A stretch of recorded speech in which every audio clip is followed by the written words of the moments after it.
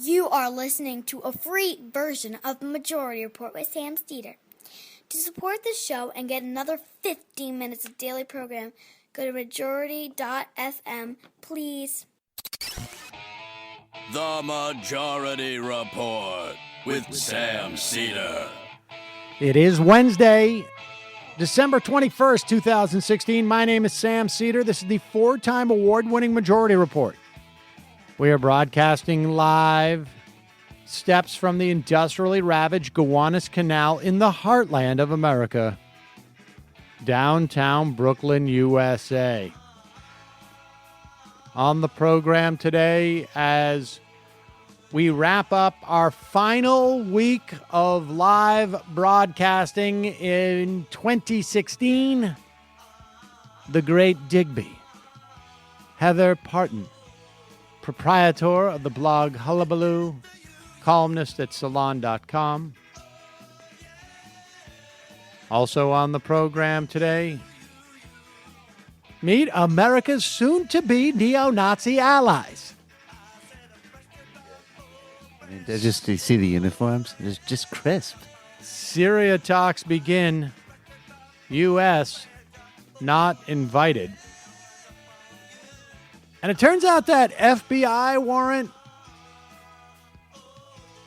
that James Comey issued after telling the country that there was new serious evidence was a totally bullshit warrant.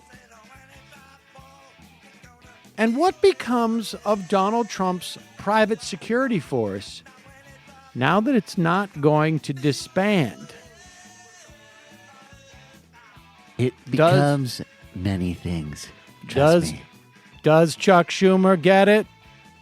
Can he get it? Doubt it. And criminal charges versus two state of Michigan emergency managers, plus, as a result of the Flint poisoning. And that could not be all, folks. Trump's assault on the Commons has begun, and the Klepto Watch, federal procurement, may go back to those wheeling, dealing days of the Bush administration, which brought to you the arms and the dudes. I was thinking more like the Batista era in Cuba. Meanwhile, Obama bans drilling in parts of the Atlantic and the Arctic. Courts will have the final say if Congress doesn't get there before them. All that and more on today's program, ladies and gentlemen. This story coming out of Michigan.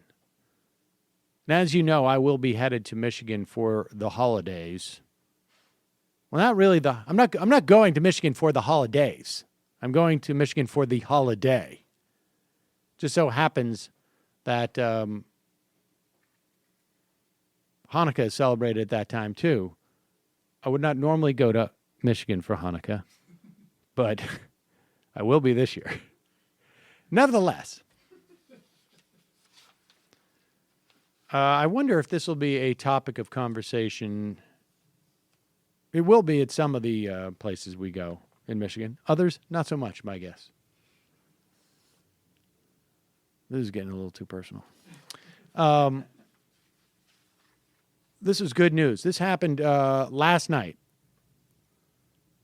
Michigan Attorney General Bill Chouette, I'm not sure if I'm pronouncing that correctly, announces that there are criminal charges as a result of the process in which Flint, Michigan's water was poisoned. And the criminal charges are being brought against two of the emergency managers. And I should say, just to remind people, Michigan passed a law that said that the governor could essentially take over various cities by installing a non-elected city manager, just a bureaucrat by the state, to run the city, effectively sidelining the city council and the elected mayor. That law was repealed, if I'm not mistaken, by Michigan voters. And then they reinstituted it, the Republican-controlled legislature. In the wake of that, the city managers of Flint, Michigan, went on to, in an attempt to save money, supposedly, to disconnect from the Detroit city water that they had been receiving for, I don't know, maybe how long? Decades in Flint. And while they were building a new system to get water more cheaply, they were drawing water from the Flint River. And because they had no experience in treating this water, the water, because of maybe the heavy metals in it, I'm not quite sure well, I understand about the pipes, but whatever was in the water caused the pipes to corrode. Now, usually you have to treat water that comes from these sources to keep the pipes from corroding. And these are old pipes and lead pipes. And so lead leached into the water. And despite the complaints of citizens in Flint, despite research done by outside researchers that there was lead in this water, there was no response. Because, of course, as an appointed city manager, you don't respond to citizens. You respond to your boss, Rick Snyder, the governor. However, Michigan Attorney General Bill Chouette, again, Republican, has charged two former state of Michigan emergency managers, Darnell Early and Gerald Ambrose. Let's hear him tell us. Very evident during the course of this investigation has been a fixation on finances and balance sheets.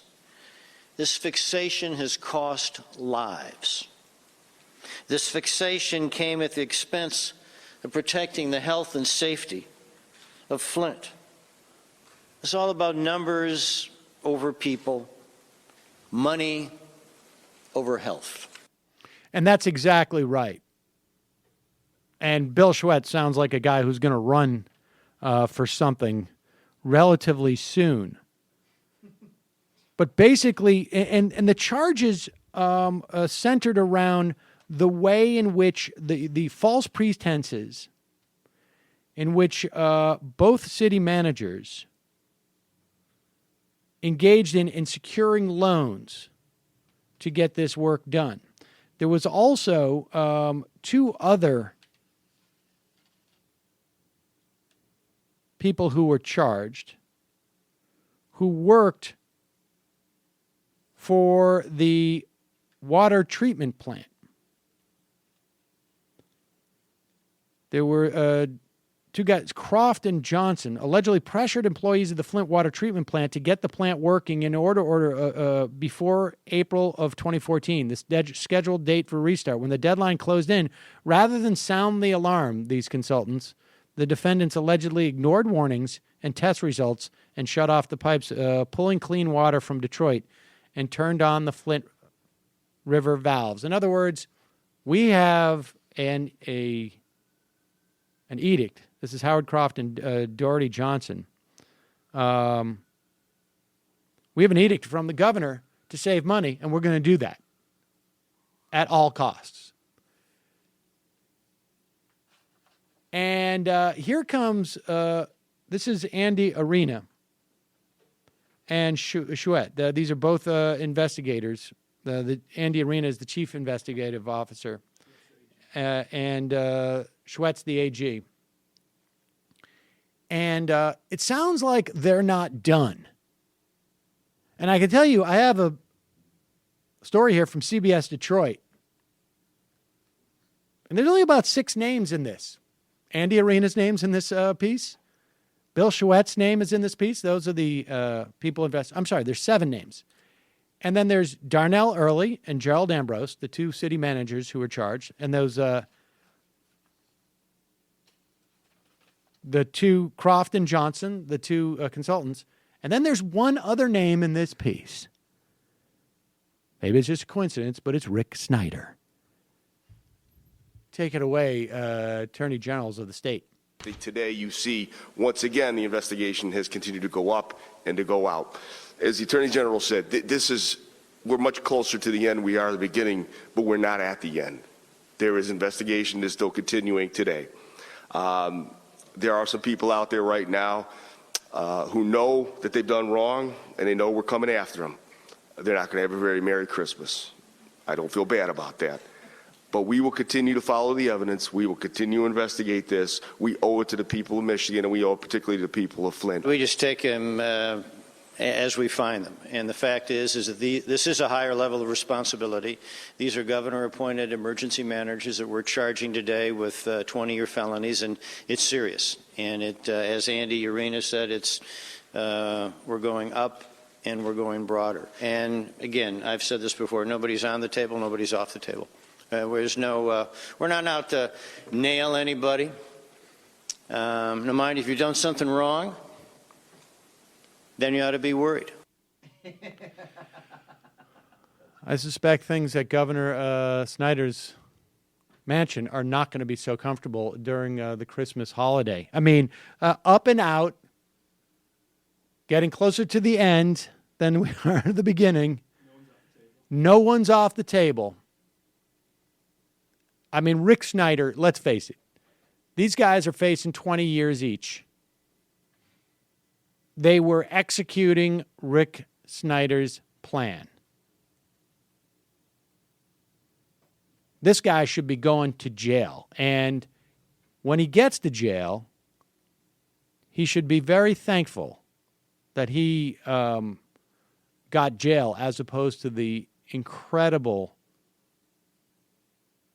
pain that he's going to cause. It's going to be multi-generational pain. And this is the fundamental problem you have with these city manager, these emergency manager laws is there's no way for the people who are suffering to even have any redress. There's no leverage that they have. They call the city manager's office. The city manager doesn't need to take their phone call. Doesn't care. Why would he? Completely incentivized to not listen to the population. In fact, that's the primary feature. When you privatize things, and that's all you're doing here on some level, right? I mean, it's a government function, but you're totally undemocratizing it. It is so that there is no accountability to the voters. So that there is no accountability to the citizens. And, we're going to see a lot more of this in just about every facet of our government, particularly on a federal level, but surely on a state level going forward under the Trump administration. So, good. I hope and we're going to hear a lot more, I think, from state attorney generals, too, frankly.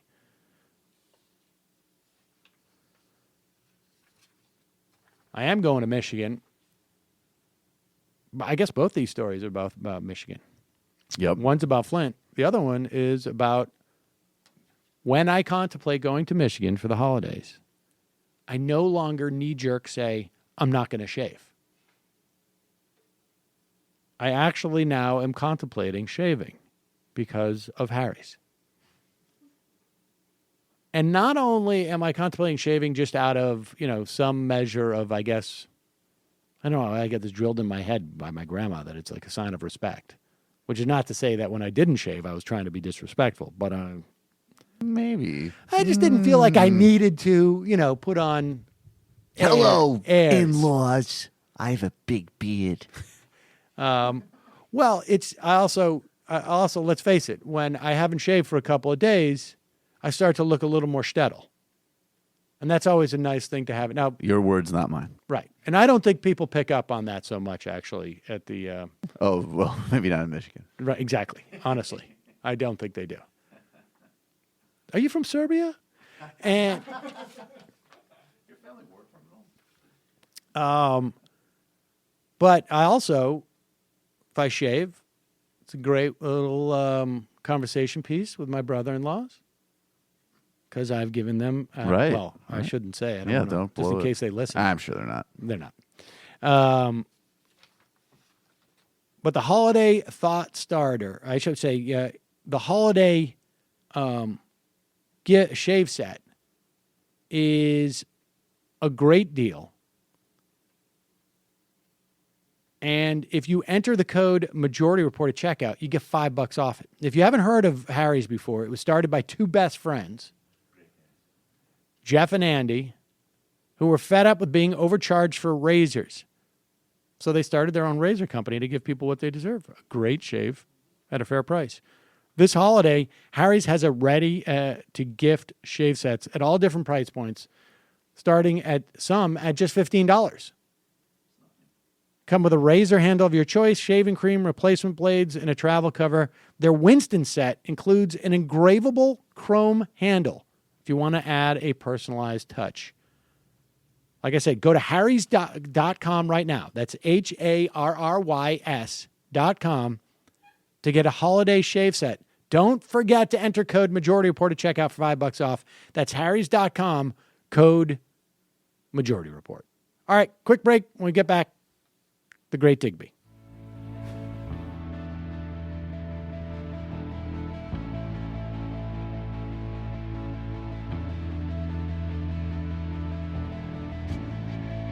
There's gonna be some trouble. A whole house will need rebuilding, and everyone I love in the house will recline on an analyst's couch quite soon. Your father cracks a joke and in the usual way empties the room. Tell all of my friends I don't have too many, just some rain-coated lovers, puny brothers. Dallow Spicer, Pinky Cubans, rush to danger, wind up nowhere. Patrick Doonan, raised to wait. I'm tired again, I tried again, and now my heart is full. Now my heart is full, and I just can't. We are back. Sam Cedar on the Majority Report. Is that the Smiths? Morrissey. All right. Well, we're going back. What's old is sadly new again in many respects. But ladies and gentlemen, we are now at the end of 2016. Didn't necessarily work out the way we wanted it to. But nevertheless, whether it was a great year or a not so great year, it's always a pleasure to welcome back to the program the great Digby, to look back on it and look forward to the next one. Heather Parton, the blog Hullabaloo. Welcome back to the program. Thank you for having me, Sam. Good to talk to you. 2016 did not work out as well as we had hoped. No. I would say that may be the understatement of 2016. Well, there you go. I think understatements are going to be in, it's quite possible we're going to be understating a lot of things going forward. And, you know, it's always a treat to talk to you, Digby, but there's, you know, I mean, I think probably in terms of people who regularly come on this program, I think I've probably spoken to you the most and for the longest period of time, or I should say, you know, we were talking during the probably the first Bush administration, maybe the second term, but I'm not quite sure. But we've been down this road before. It's a little bit weird to return to it, isn't it?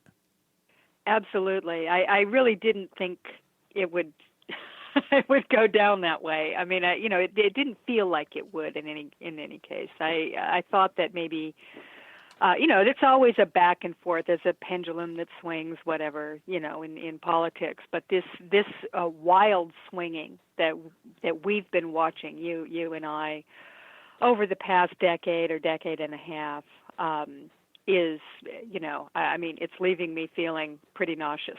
Right. It's very, very difficult to kind of grasp what's going on. And this swing is so violent that I think, like many people, I'm still having a hard time wrapping my mind around exactly what this means. Well, and I'm not quite sure that we're going to know in many respects for a bit. But I want to touch. I don't feel like we need to litigate the various reasons as to why Clinton lost. I think there's broad agreement that there's a lot of different factors. And I also think that there's a good argument that things shouldn't have been close enough that any one factor, small factor, could have made the difference, but it did, and certainly I think if according to people like Nate Silver, the James Comey announcement that they were reopening or not reopening or whatever that vague implication of that announcement was about, that was taken as like, we found new evidence. There's reason to open up the case again on the private email server. I guess it was yesterday, the warrant that was issued after that announcement 2 days later was brought to light by a FOIA request. And the warrant looks like absolute garbage, apparently. Well, that's what the legal experts say, and I mean, this is like across the board. I haven't read anything. Maybe they're out there. I don't read everything that's written, but nonetheless, I've not read any legal experts saying, "Yeah, this is a good warrant. Lots of probable cause there." I mean, it was very strange, and setting aside the implications of whether or not it was the deciding factor in the election, the fact that it happened at all should be deeply, deeply concerning to Americans. The fact, even if Clinton had won, this should have been deeply, deeply concerning to all Americans. This was a long-standing norm within the law enforcement community, specifically with the FBI and the Department of Justice. In fact, we had a scandal back during the Bush administration about U.S. attorneys who were fired for refusing to do what Comey did. And the Bush administration fired them. There was a huge scandal. I'm sure everybody remembers about that. That was the issue, was that the Bush administration wanted U.S. attorneys to interfere in elections. And they refused to do it and were fired for doing it. And now we had the head of the FBI, James Comey, a man who, I wrote about at the time, and a lot of people did, wondering what in the world Barack Obama was thinking in appointing him, because he had been, despite his own sort of self-aggrandizing narrative about how he saved the day back in the Bush administration, which was bunk as well. I should just remind people what you're talking about. He was supposedly he supposedly threw himself on John Ashcroft's body, essentially, when was it Gonzalez came to attempt to get Ashcroft to sign off on some warrantless wiretap program. We're not quite sure, I think, what exactly it was, but he supposedly threw himself in between the Bush officials and John Ashcroft in the hospital room. Right. They raced across town. There's a very thrilling story of the hero, James Comey, racing across town to save the Republic. And the truth is that it was just a technical matter. He didn't care that there was warrantless wiretapping. He just wanted the right, T's to be crossed and the right I's to be dotted, because they went ahead and did it. Right. They changed their theory about why they could do it, and he was fine with that. So, his tale, and which he told in very dramatic fashion in a hearing years later. So we all heard about it and went, oh gosh, what a terrific guy James Comey is. But the truth is that he's always been a stalwart Republican partisan, although he claims now that he doesn't vote Republican, which I don't think that means anything. He was the deputy counsel of the Senate Whitewater Committee back in the 90s, Alphonse D'Amato's committee, which was completely out of control, and he was leaking like a sieve to the press.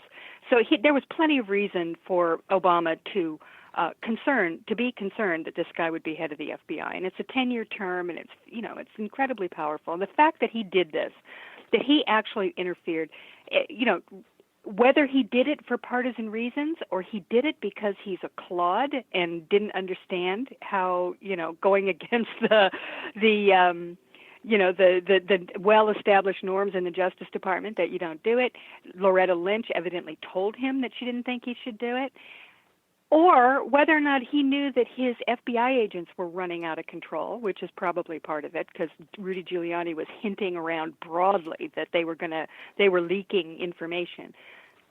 Whether he was trying to cut them off at the pass, there is no excuse. Either he's a terrible manager and can't keep a hold of his agents, or he's too dumb to understand the political implications of what he's doing, or he's a partisan. Either way, he is absolutely guilty of doing something that was monumentally outrageous for anybody in the law enforcement community to do, and he is going to go down in history as somebody.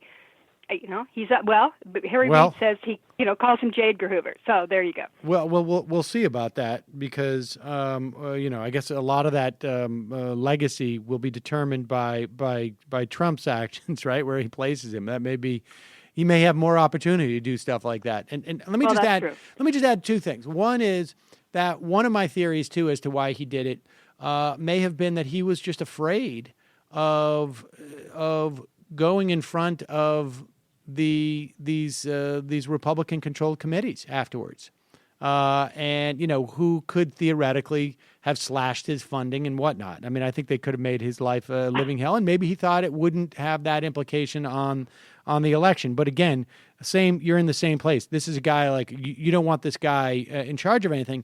And just to reiterate the policy, I spoke to a good friend of mine who was a former head of a public corruption division of a USA's office.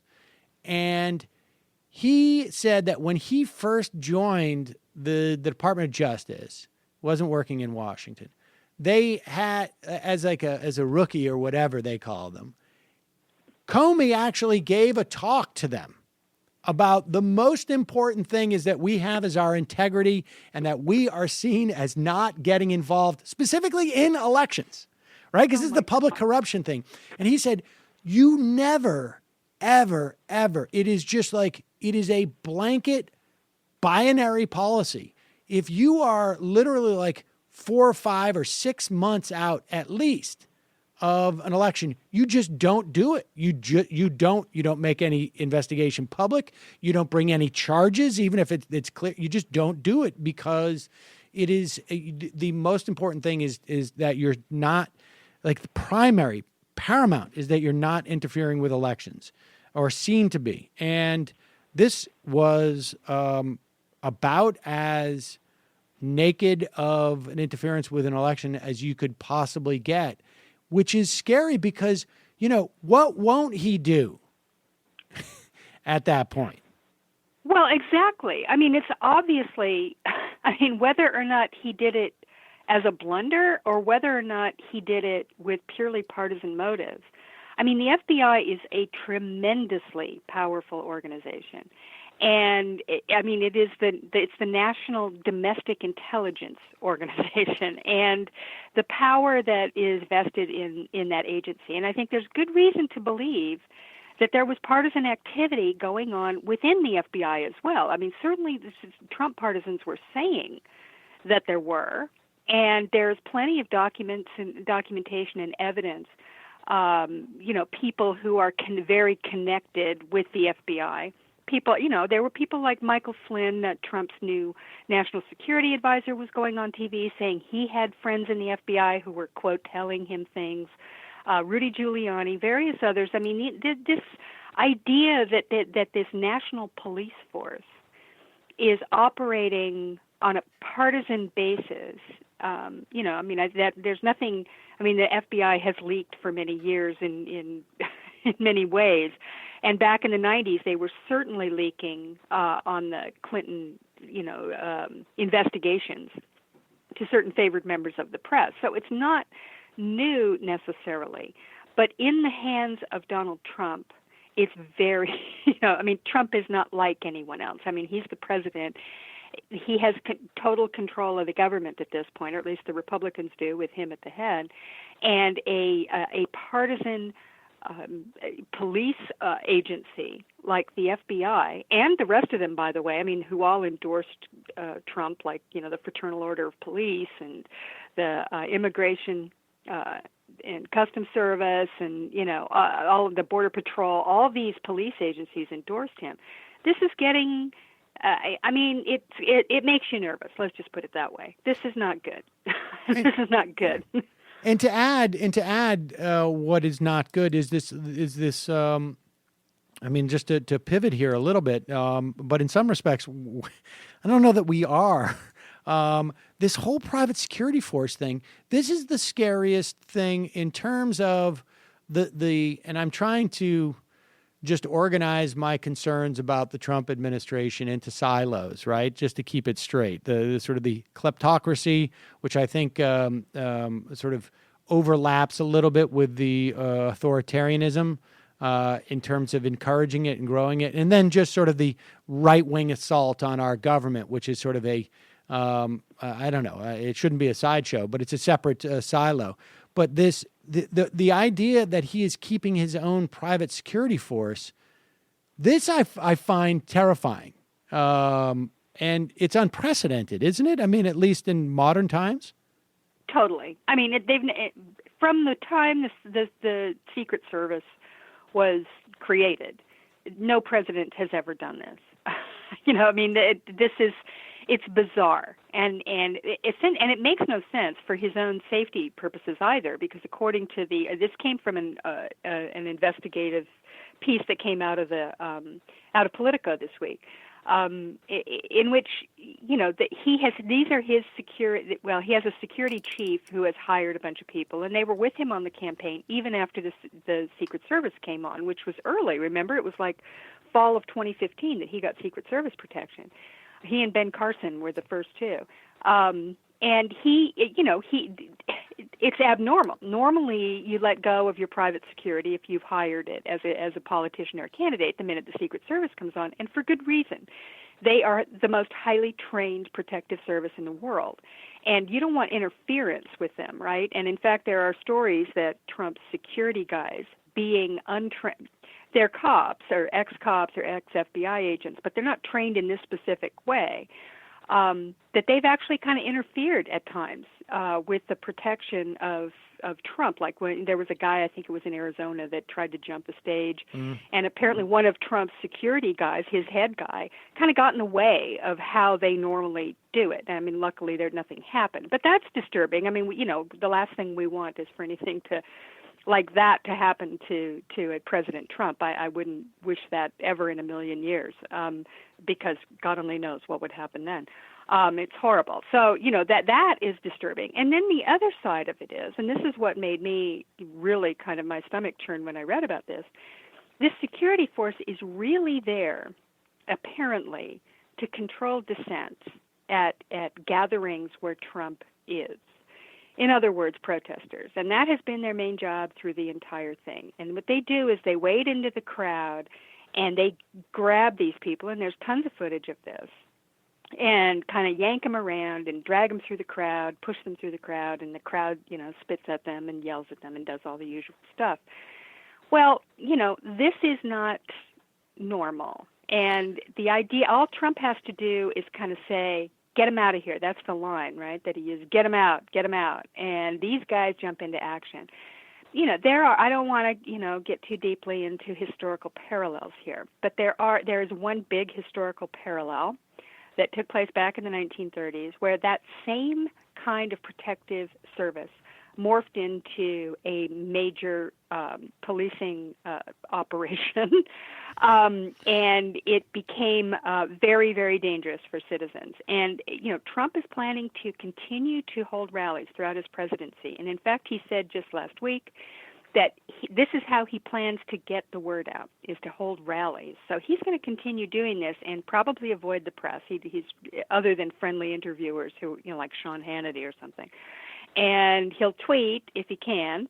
He'll have friendly interviewers, and he's going to hold these big rallies. And with these guys in there kind of controlling whatever happens at these rallies, and all of that is just chilling. That's not American. That's not how we do things here. I'll tell you, my fears about that, and it's sort of like, there's, a part of what is difficult about contemplating this stuff is sort of, the classic Condi Rice failure of imagination type of a scenario here, because, and that's why I think it's certainly easy to poo-poo, like, let's talk to a survivor of the Holocaust, or let's talk to someone who has studied the rise of Mussolini or something, because people think, oh, you're getting a little bit carried away. But the problem is, like, we don't know what we don't know. And I'm going back through all the Bush administration figures here for sayings. But one of the things that scares me about this, like, private security force is not just that they're going to manhandle people at rallies. Like, what's going to stop one of these guys, the head of it, or any of them, from going into various agencies and just saying, like, I want this guy's license plate run, and I want a phone tap put on him, and you're not going to monitor it. I'm going to monitor it. I mean, what's to stop these guys who now, obviously they felt the authority in these rallies, right? But they're working for the campaign and the candidate. Well, now they're working directly for the president. There is no check. There is no, and you're not going to have guys on this force who are, who joined, you're not going to have that guy from Ohio who's like, I'm red, white, and blue and apple pie, and I'm going to join the force to serve the Constitution. And, oh my God, I can't believe the abuse I'm seeing here. I'm going to go and tell the Inspector General. There's no guys like that on this force, right? I mean, these are all mercenaries who have been hired to be mercenaries. And they're not going to be bound by anything other than direct loyalty to Trump. And Trump, it's going to go both ways with this guy, right? I mean, there's not going to ever be a situation where the head of the Secret Service goes to the chief of staff, to Reince Priebus, and says, like, I got to talk to the president because this is out of hand. They're going to just say, go back to your office. I mean, there's no check on this. There's no short circuits. Absolutely not. I mean, there's no short circuit. There's no oversight. It's reminiscent of the situation with the Iraq War contractors, Eric Prince and Blackwater. Those guys, there was no legal framework in Iraq to really deal with them, recall? I mean, it was like they could do anything. They didn't fall under the military code of justice, and they were exempt from the local laws. And, it's one of those things. It's kind of an extrajudicial security force. And, and think about this. I mean, here's another little extra added thing for your nightmares. I just read this interview with Richard Branson, who knows Trump and has met him several times, and he just did this little recollection. It was a few paragraphs long of having lunch with Trump, and all Trump talked about was how he wanted to get revenge on 5 people in his life who had done him wrong. I mean, this was like the sum total of the conversation. He was filled with vengeance, and Branson said to him, this is going to eat you alive. You really can't do it. And he just, he refused to even accept that. And it reminded me of that one of the first talks that Trump gave to, of all places, Liberty University, which was I think it was in 2014, so it was like 3 years ago. almost. And he spoke with Liberty University before we knew he was running for president. And that was the message that he gave those nice Christian students, was about, revenge is sweet. And, that's the most important thing, is to get revenge. It's interesting. People should look that up, because it kind of sent chills down my spine when I first read it, which was, like 15, 16 months ago. So, imagine that. You've got Trump. He's got his own private security force. He's got, unaccountable to anyone. He has, if you were counting on, say, the deep state, NSA or CIA, who seem to be, at least the analytical side of the CIA seems a little bit leery about Trump. I don't know about the covert side. I'm sure they like him fine. They like torturers and overthrowers and people like that.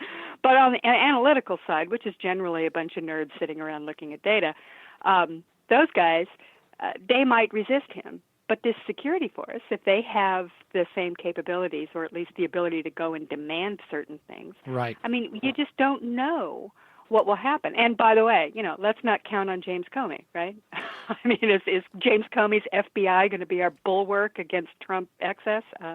I don't know.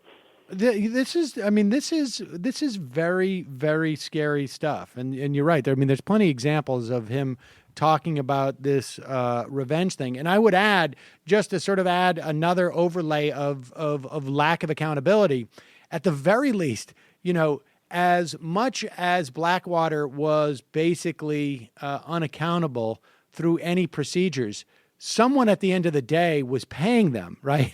And theoretically, at one point, there could have been pressure on that person, like, stop paying them. Like, just stop paying them, end the contract. There's no one in that scenario here. It's Trump. There's no one who's ever going to say, stop paying this force. It's scary. I keep waiting for someone to just show up. And I think that's why, there was, I wasn't terribly surprised about the way Obama spoke the other day in his press conference about Russia. But there's a lot of people who don't follow politics who I think were like, what the heck is going on? Where's, everybody's sort of waiting for like Daddy to show up and say, hey, all right, enough of this. Everybody, we had fun. Donald, please disband your thing. If you want to sit at the table, you've got to, put your pants on or whatever it is. And there's no one showing up to say this. And, certainly Barack Obama, I think, in many ways revealed, and maybe, this is a conversation we could have in a couple of weeks in terms of his legacy, but certainly I think the past, the whole Comey thing and the Russia thing, I think coupled with the fact that Donald Trump appears to be primed to reverse everything. And Donald Trump, and I should say the Republicans, everything that he has achieved, I think is going to, it's not going to leave him much of a legacy, it seems to me. But maybe that's a little bit off point. But do you have a sense of that as well, or no? Oh, absolutely. I mean, look, he must be beyond devastated that this person in the hands, let's not forget one important aspect of Donald Trump's presidency. He has become president largely due to the fact that the Republican Party was already having a nervous breakdown. They were at peak crazy before Donald Trump came on the scene, right? I mean, they have been building up to, a complete and utter meltdown, which is what we were assuming was going to happen, right? The Democrats would win the election, excuse me, potentially take over the Senate. We thought there was a good chance that would happen, and the repudiation of the party would lead to them finally recognizing just how crazy they've been and that they have to moderate. And, this was just kind of a given among a lot of liberals that this was the end of the fever's going to break. Reign. The fever will finally break.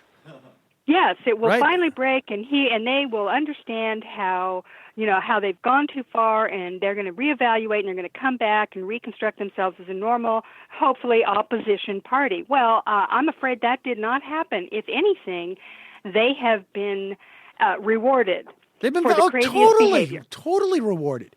And, honestly, that fever will break theory.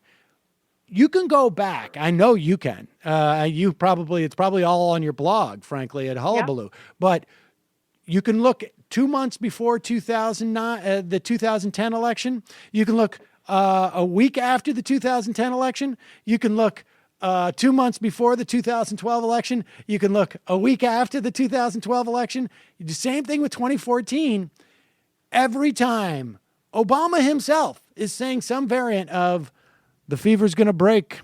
Yep. And if they won, they were like, well, I think now that they have power, they're going to realize that they can do stuff and that it's on them, and they're going to, and that more than anything was this guy's fatal flaw. And I, look, it also, I think, is just sort of, I don't know that it was just tactical. It may have been tactical for his advisors, strategic for his advisors, but I think for him, that's who he is, right? Like he sort of ideologically or unideologically, his ideology was always sort of process in some way. I mean, he, I think it was quite obvious insofar as like, how could a guy with big ears and a name like Barack Hussein Obama be president? Well, of course, because of the process. And you don't succeed in that process and then turn around and say, hey, something's broken here, right? Because then all of a sudden you start to question why you're there in the first place. But I want to I want to pivot from that because I think that's a conversation we can have maybe in a month or so. Yeah. As he's exiting, I want to talk about the way the press is covering this because memories of the Bush era is coming back to me now, and even just when we're going on vacation next week and we're doing some deep archive shows, there's a whole set of shows that have now become more relevant. So, Matt came in, this morning, Matt was like, we got Lewis Lapham talking about fascism for next week's members shows. And I'm like, I remember that now. And it was never something that I would have played had Hillary Clinton won the election, because but now we're back in that saddle. And I'm curious what your perspective is on how the media is covering, because I have some real sharp critiques, I think, of just even how we covered Bush back then in retrospect. Well, yeah. I mean, look, I think that you and I both kind of started off in this particular era. I mean, we were around before, but, going back to the Bush years when we kind of, became sort of, publicly speaking out on this sort of stuff, the media critique was always central, and for a good reason. They seem to be incapable of meeting this sort of challenge as journalists without, first of all, even if they have any sense that they have gone off the rails, they seem incapable of doing the kind of analysis that would bring them to some kind of a change. I mean, you see little bits of it around. There are certain people, of course, I don't mean to paint it with such a broad brush that there's nobody in the media who thinks about this stuff. But the fact that it's happening again in the face of we saw it happen with the Bush administration. Certainly the entire last few years of the Clinton administration with the impeachment and the way that the media behaved then was absolutely abominable. Going into the 2000 election, which was a dubious result at best. And then, of course, the biggie was the Iraq War. And the lead up to that was absolutely mindless. The media has shown, throughout this sort of modern era, in the face of what I would call the great propaganda push on the right, which you can probably attribute to the rise of Newt Gingrich, I would say, in the late 80s, early 90s, that, they do not have an ability to resist this. They seem to be kind of like, they're like children. They're offered all this candy, and they can't seem to stop themselves from taking it. And now we're back in that situation. I mean, during the Obama years, and frankly, the media, I think, was pretty friendly to Obama for the most part. I think they liked him personally, and I think that he didn't offer them I think the right was discombobulated. They didn't have the right tools to be able to fight Obama on this kind of media scandal level. So, now we're back there, and the campaign, with all we are doing autopsy after autopsy after autopsy of this election campaign because it is, and it needs to be done because it was unique, and we've never seen a campaign like this. And largely due to Donald Trump because he is, he's sui generis. He's not he's not a politician. He's a celebrity. And he won, largely, I think, on the basis of that. And the media of all these groups, whether it's, they are absolutely incapable of accepting their own responsibility for what happened there.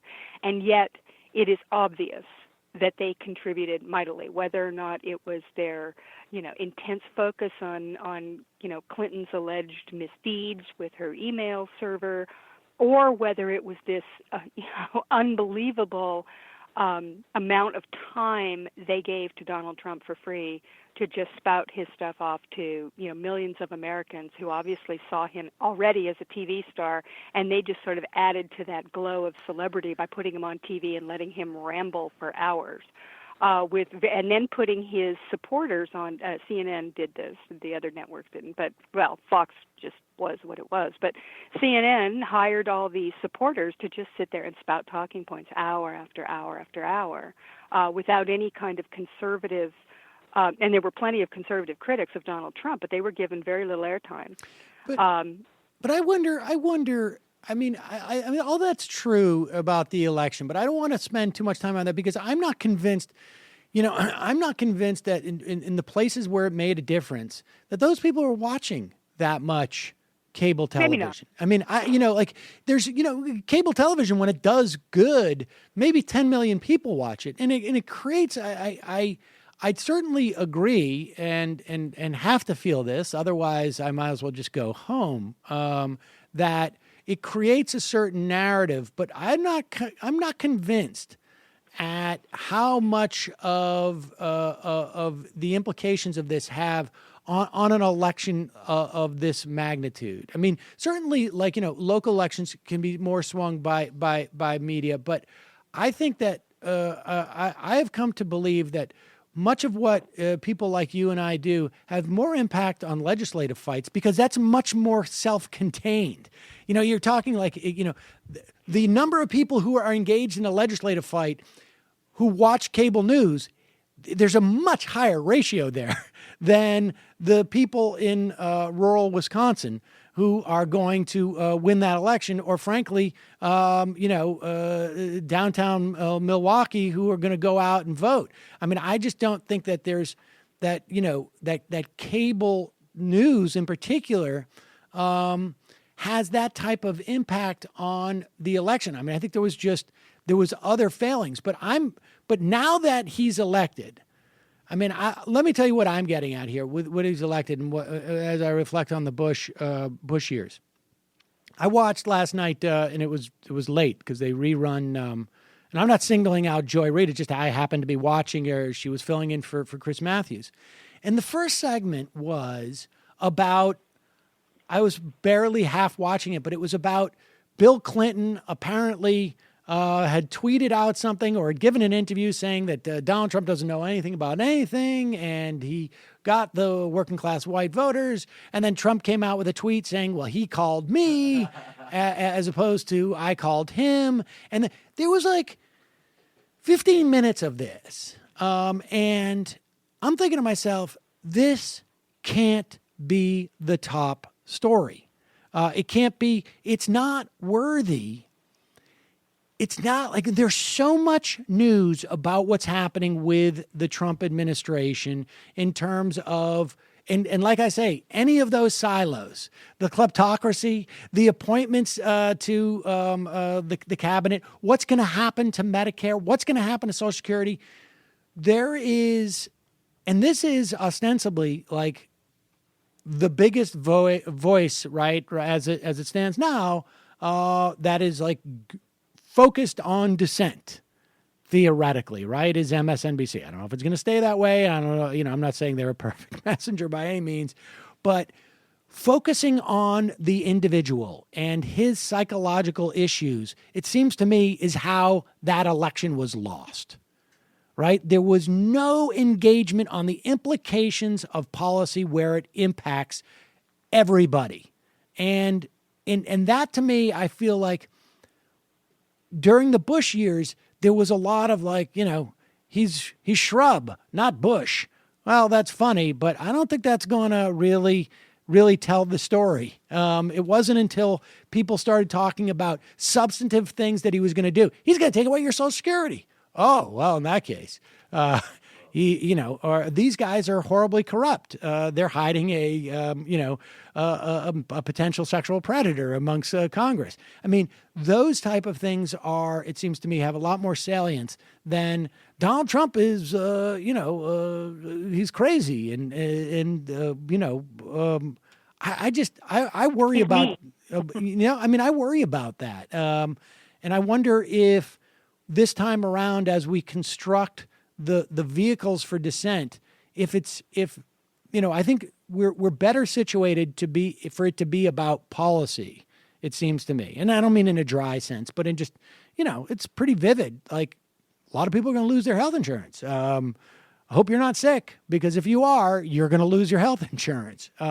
These type of things seem to be pretty ripe for the taking. Now, maybe it's just because he's not even president yet that you can't talk about this stuff, but it seems like there's a lot to talk about. Oh, I agree. And I think, look, if there's one thing that I think we can be sure of, it's that talking about the general indecency of Donald Trump, a lot of people in this country, half of voters almost, don't care.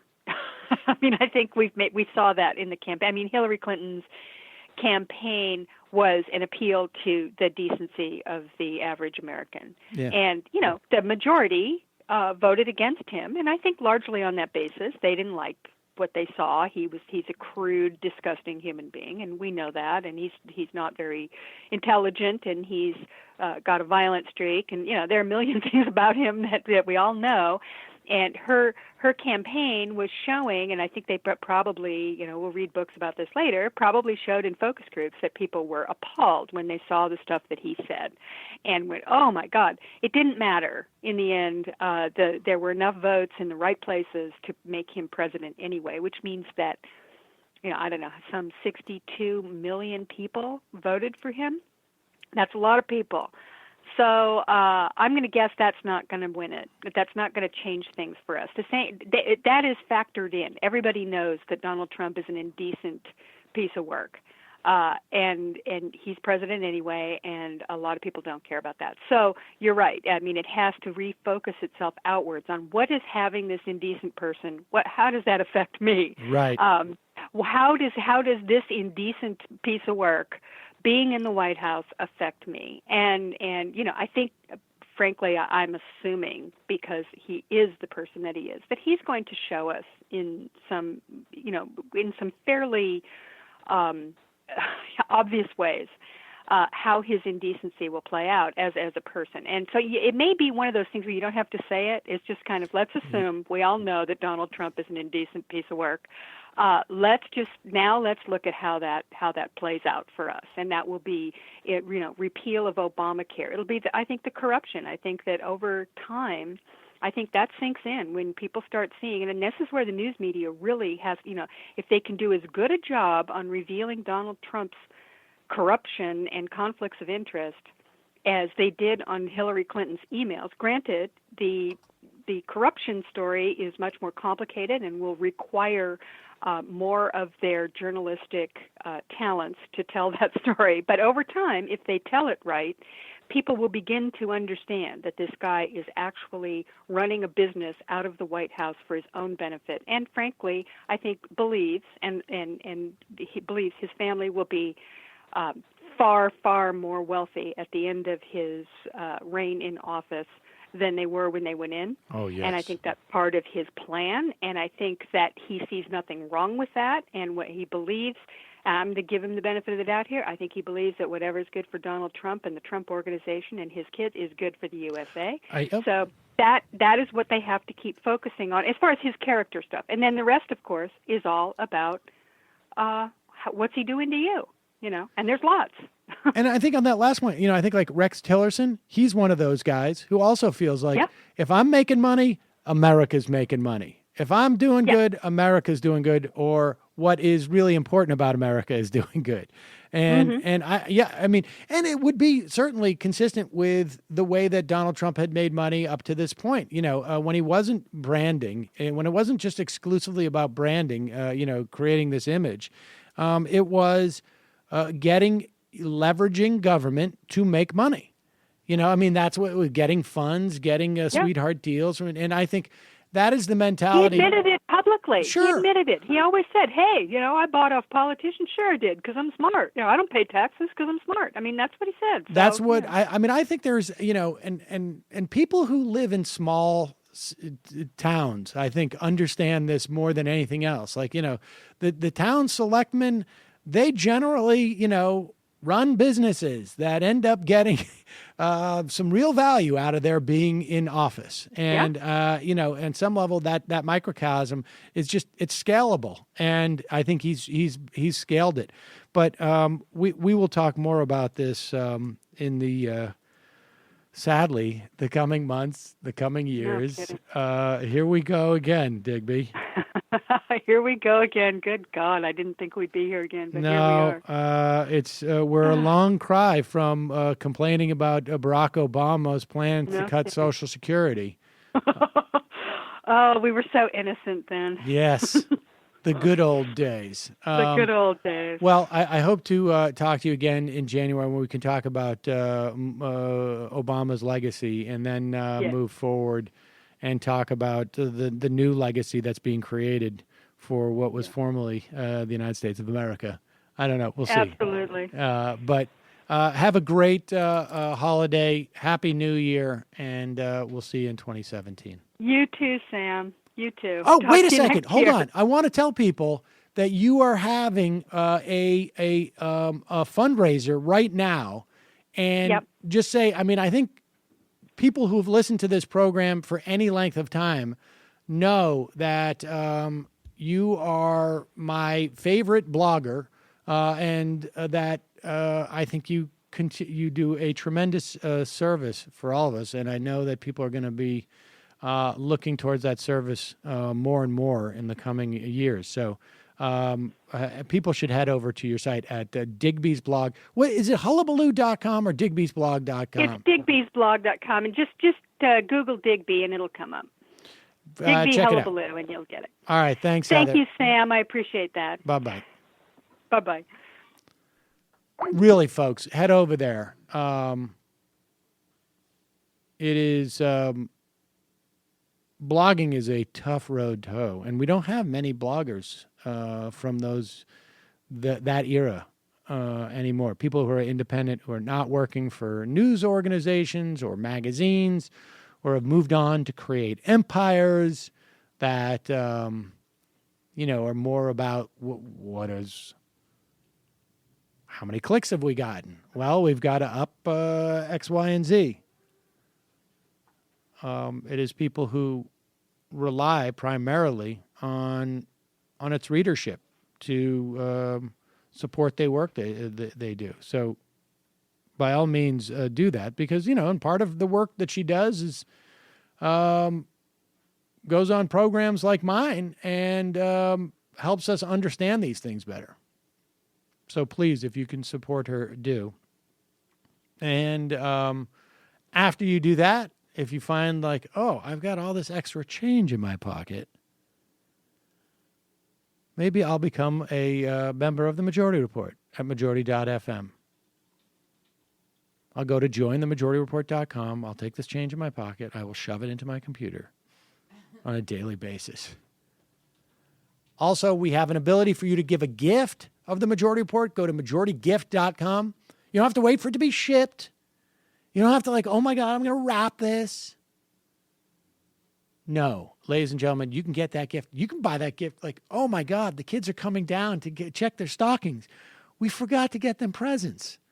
What will we get them? I know. There's nothing like young children like more than a membership to the Majority Report. Then they go, where are my gifts? And you go, look on your computer, check your email. It's right there. I bought it at majoritygift.com. We could start packaging some of these segments as like scary stories for kids. That is kind of brilliant and civically minded and really disturbing at the same time, Matt. Which actually could describe a lot of your commentary. Is that like Black Mirror? Is that the name of that show, Black Mirror?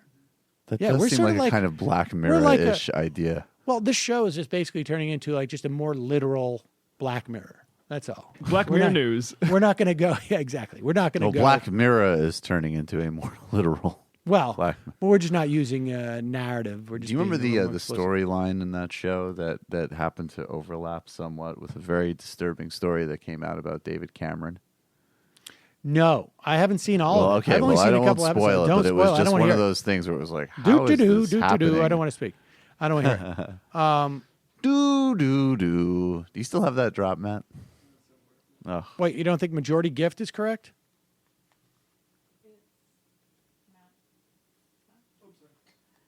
It's majority.fans.fm. No, it's majoritygift.com. Is it? Okay. Yeah.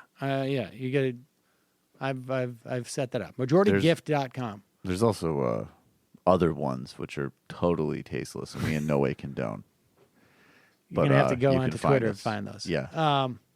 Also, justcoffee.coop, fair trade coffee, tea, or chocolate. Use the coupon code majority. Here's what's going to happen, folks, over the next 2 days. We're going to do our final live show tomorrow. We will take calls, and we're just going to freewheel it. And we'll pre-record a final show for Friday with Cliff Schechter and with Matthew Film Guy and Isabel Gillies to do that final live show of the year. They're going to be debating Syria. Let me tell you something. Isabel and Matthew. One